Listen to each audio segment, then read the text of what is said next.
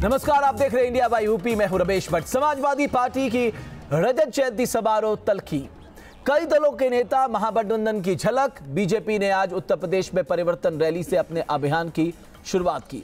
सहारनपुर में बीजेपी अध्यक्ष अमित शाह ने रैली कर इसकी शुरुआत की। इससे पहले सहारनपुर में ही बीजेपी प्रदेश अध्यक्ष ने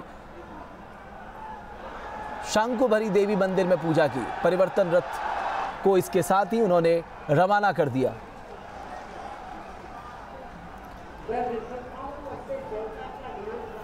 तो एक तरफ आज रजत जयंती समारोह में अखिलेश और चाचा शिवपाल यादव के बीच तल्खी दिखाई दी, तो दूसरी तरफ सहारनपुर में बीजेपी की परिवर्तन रैली का शंखनाद हुआ। और इन सब के बीच में बीएसपी अध्यक्ष मायावती ने आज बीजेपी समेत एसपी पर कई वार किए।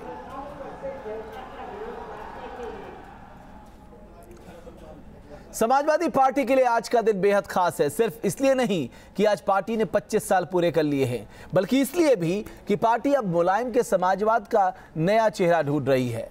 युवा शक्ति अखिलेश के साथ नजर आती है और शिवपाल पुराने साथियों के साथ दम भर रहे हैं। यानी अतीत का अब भी रास्ता छोड़ने को तैयार नहीं दिखता और भविष्य जो है उस अतीत को भूलकर नई राह पर आगे चलना चाहता है। भविष्य या यूं कहें अतीत को हटा देने पे आमदा है, इसलिए पावर गेम बदस्तूर जारी है।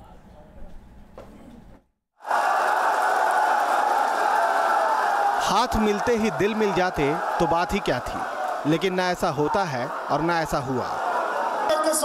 समाजवादी एकता का नारा बुलंद करने के लिए शिवपाल ने मजमा तो लगा लिया, लेकिन भीड़ का शोर अखिलेश अखिलेश करने लगा तो मुलायम भी हैरान रह गए और शिवपाल भी। मंच से अखिलेश की शान में कसीदे पढ़ना अखिलेश समर्थक जावेद आब्दी को थोड़ा महंगा पड़ा। उन्हें धक्के देकर हटाया गया। कहा जा रहा है कि आब्दी बिना इजाजत मंच पर बोलने चले आए थे, लेकिन यही तो अखिलेश के बढ़ते कद का दर्द है जो रह रहकर शिवपाल की जुबान पर आ जाता है, कभी नसीहत की शक्ल में और कभी शिकवों के तौर पर। इतने बार भी मुझे बर्खास्त कर लेना, मैं जानता हूं कि अच्छा काम किया है, अखिलेश यादव ने अच्छा काम किया, लेकिन मैं यहीं पर इतना भी कहना चाहता हूं,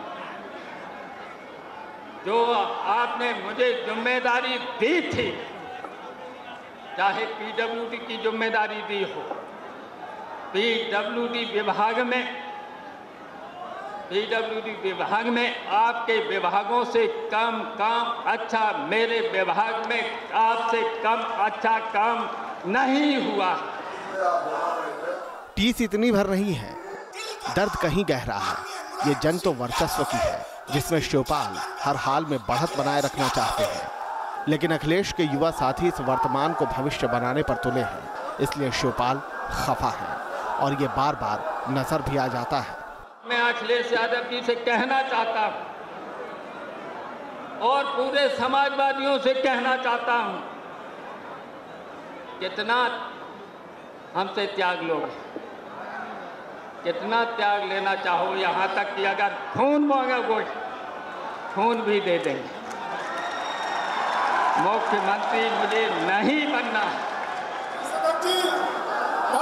शिवपाल अखिलेश के लिए खून भी देंगे, लेकिन मांगने पर।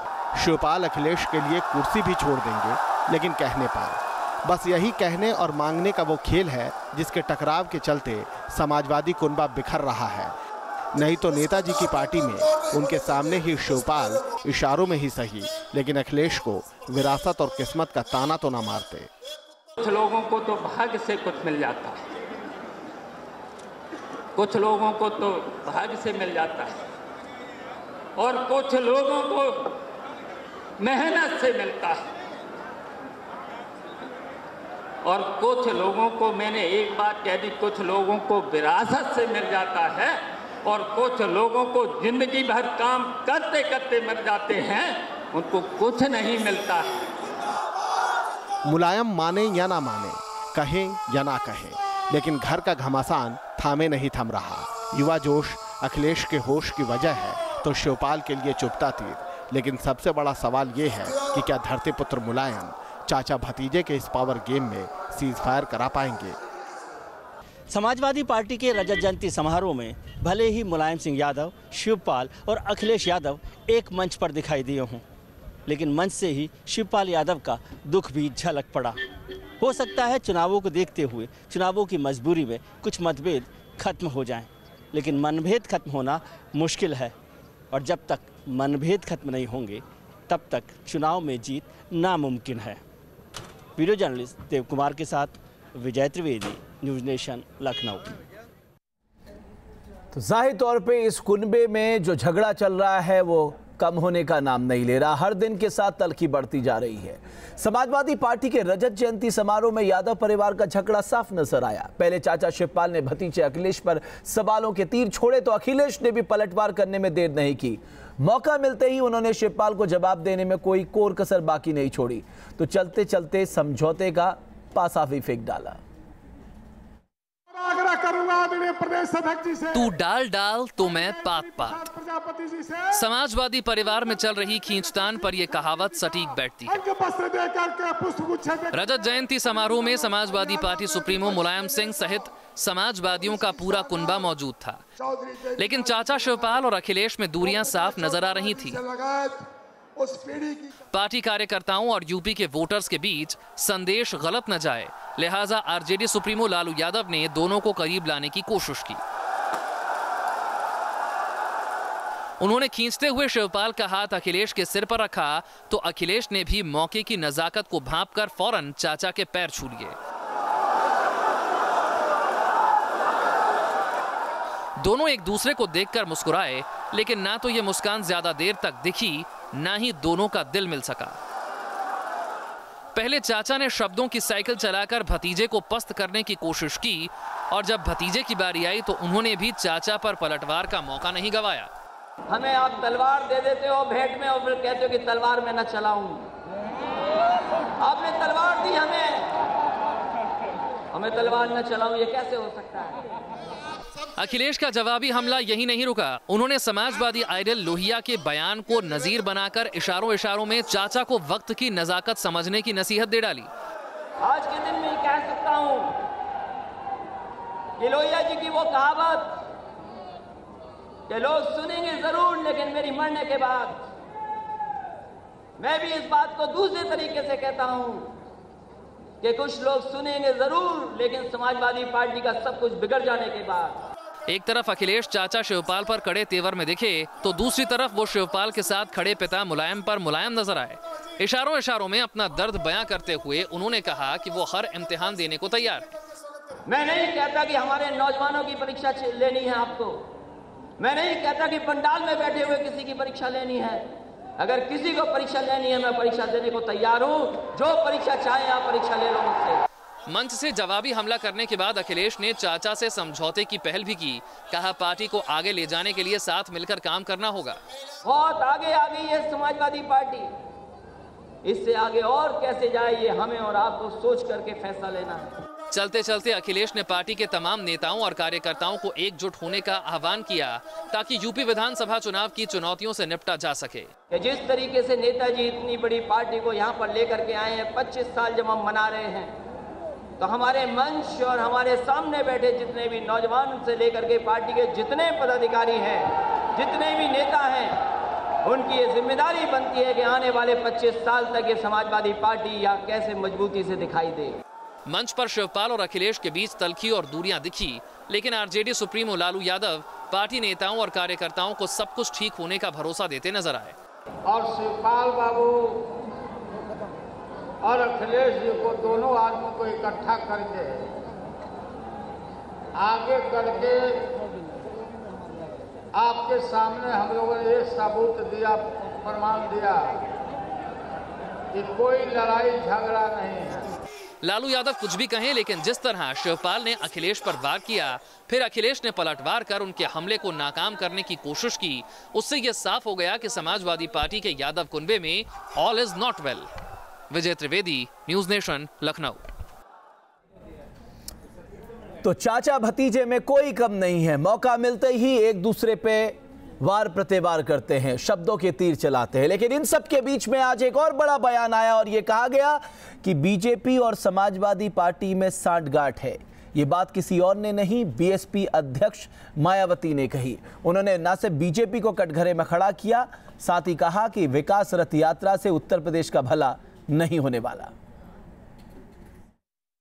वर्तमान सपा सरकार ने भी उत्तर प्रदेश में गुंडों, बदमाशों, माफियाओं, भ्रष्ट व लूट खसोट करने वालों के साथ साथ यहां अराजक व सांप्रदायिक तत्वों की जबरदस्त फौज खड़ी करके इनके जरिए यहाँ सांप्रदायिक व जंगल राज आदि कायम नहीं किया होता है और साथ ही विकास के मामले में भी अपने परिवारवाद, जातिवाद, क्षेत्रवाद व बंदरबाट आदि से ऊपर उठकर यहाँ प्रदेश में सर्वजन हिताय व सर्वजन सुखाय की सरकार चलाई होती। तो फिर सपा सरकार के मुख्यमंत्री को अपने इन बेलगाम आपराधिक तत्वों का सहारा लेकर यहाँ 3 नवंबर को अपनी विकास रथ यात्रा भी निकालने की जरूरत नहीं पड़ती। इसके साथ साथ सपा व बीजेपी में अंदरूनी चल रही मिली भगत पर पर्दा डालने के लिए और साथ ही जिसकी खास वजह से अब प्रदेश में इनकी अपनी पार्टी की सरकार के जाते हुए देखकर फिर सपा मुखिया श्री मुलायम सिंह यादव को भी अपनी पार्टी की रजत जयंती के मौके पर दूसरी पार्टियों के नेताओं को यहाँ लखनऊ में इकट्ठा करके अपने आप को सेकुलर होने का नाटक भी नहीं करना पड़ता और साथ ही इन लोगों के ऊपर महागठबंधन बनाने का प्रभाव डालने के लिए भी आज पूरे उत्तर प्रदेश से बीजेपी की तरह ही अपनी पार्टी के टिकटार्थियों की भी भीड़ इकट्ठा नहीं करनी पड़ती। ऐसी स्थिति में अब मेरा यही कहना है कि उत्तर प्रदेश में सत्ताधारी समाजवादी पार्टी की रजत जयंती के अवसर पर महागठबंधन बनाने की इनकी ये पहल घोर संकीर्ण व परिवारवादी स्वार्थ के साथ साथ आम जनता को बरगलाने के लिए अर्थात गुमराह करने के लिए केवल हवा खड़ा करने वाला एक हवाई प्रयास है। तो आज बीएसपी अध्यक्ष मायावती के निशाने पर थे समाजवादी पार्टी और बीजेपी। बीजेपी ने इधर आज यूपी विधानसभा चुनाव के लिए चुनावी बिगुल फूंक दिया। सहारनपुर से बीजेपी ने परिवर्तन यात्रा की शुरुआत की। चुनाव अभियान की शुरुआत हो चुकी है। इस मौके पर बीजेपी अध्यक्ष अमित शाह ने सूबे की अखिलेश सरकार पर जोरदार हमला किया। जैसे जैसे यूपी विधानसभा चुनाव करीब आ रहे हैं, सभी दल अपनी तैयारियों को दुरुस्त करने में जुट गए हैं। कोई भी दल अपनी तैयारियों में कोई कमी नहीं छोड़ना चाहता। यूपी के मुख्यमंत्री अखिलेश यादव विकास का रथ लेकर दोबारा सरकार बनाने के मिशन पर निकले हैं, तो बीजेपी सूबे की सत्ता से समाजवादी पार्टी को हटाने के लिए परिवर्तन यात्रा निकाल रही है। बीजेपी ने सहारनपुर से अपने चुनावी अभियान का बिगुल फूंक दिया है। पार्टी अध्यक्ष अमित शाह ने रैली कर इसकी शुरुआत की। बीजेपी ने यूपी में 4 परिवर्तन यात्रा निकालने की योजना बनाई है। इन यात्राओं में 17,000 किलोमीटर का सफर किया जाएगा। 24 दिसंबर तक के इस यात्रा के कार्यक्रम में ही भारतीय जनता पार्टी की 2/3 बहुमत की सरकार की नींव डालने का काम समाप्त हो जाने वाला है। यूपी चुनाव में भी बीजेपी मोदी मैजिक के भरोसे है, लिहाजा पार्टी मोदी कार्ड खेलने से पीछे नहीं हट रही। 2014 के चुनाव में भारतीय जनता पार्टी ने मोदी जी के नेतृत्व में चुनाव लड़ने का निर्णय किया और जब निर्णय किया तब हमने तय किया था कि मोदी जी सांसद बनेंगे तो उत्तर प्रदेश से बनेंगे और प्रधानमंत्री बनेंगे तो उत्तर प्रदेश बनाएगा। अमित शाह ने लोगों से सूबे में पूर्ण बहुमत से बीजेपी की सरकार बनाने की अपील की है। समाजवादी पार्टी खनन घोटाले से घिरी है। मथुरा कांड पूरे उत्तर प्रदेश का, देश में मथुरा कांड ने नाम खराब किया है। मथुरा के हृदय के अंदर आज इतनी बड़ी जमीन का कब्जा करने वाले कौन थे? किसके भरोसे किया था? 2 साल तक कब्जा क्यों नहीं हटा? हर गरीब की जमीन, हर गरीब की भूमि का कब्जा सपा के गुंडे लेकर बैठे हैं मित्रों। खनन माफिया उत्तर प्रदेश के सभी रिसोर्सेज को, आय को अपने घर में ले जाने पर है। 2014 के लोकसभा चुनाव में बीजेपी ने बम्पर प्रदर्शन करते हुए विरोधियों के गढ़ में सेंध लगाई थी। पार्टी नेताओं का दावा है कि विधानसभा चुनाव में भी उसी प्रदर्शन को दोहराया जाएगा। Abhishek Sharma, News Nation, Saharanpur. BSP अध्यक्ष मायावती ने आज केंद्र सरकार को खूब खरी खोटी सुनाई। साथ ही उन्होंने केंद्र सरकार पर आरोप लगाया कि केंद्र सरकार दलितों के हितों पर काम नहीं कर रही है। केंद्र की बीजेपी व प्रधानमंत्री श्री नरेंद्र मोदी की सरकार ने अपने लगभग 2.5 वर्षों की अवधि में पूरे देश में व खासकर यह उत्तर प्रदेश में भी अपने लोकसभा चुनावी वायदों का लगभग 1/3 भी हिस्सा कार्य पूरा किया होता तो फिर इनको अपनी इन कमजोरियों व विफलताओं पर से जनता का ध्यान बांटने के लिए यहाँ प्रदेश में विधानसभा के आम चुनाव होने से कुछ समय पहले अपने टिकटार्थियों की भीड़ के जरिए अब कांग्रेस पार्टी की तरह ही अपनी परिवर्तन यात्रा भी निकालने की जरूरत नहीं पड़ती। इसके साथ ही इनको कांग्रेस पार्टी की तरह ही प्रदेश में दलितों का वोट हासिल करने के लिए उनके घरों में जाकर उनके साथ खाना आदि खाने की भी नाटकबाजी नहीं करनी पड़ती तथा इसके साथ साथ अपने ही आरएसएस के लोगों को नकली दलित व बौद्ध भिक्षु आदि भी बना के उनकी फर्जी धम्म यात्रा भी नहीं निकालनी पड़ती। बशर्ते यदि इन वर्गों के लोगों के प्रति इन्होंने हर स्तर पर अपनी हीन व जातिवादी मानसिकता को पूरी ईमानदारी से बदल दिया होता है और साथ ही इनके राज में श्री रोहित वेमुला कांड व ऊना दलित कांड आदि की घटनाएं भी नहीं होने दी जाती।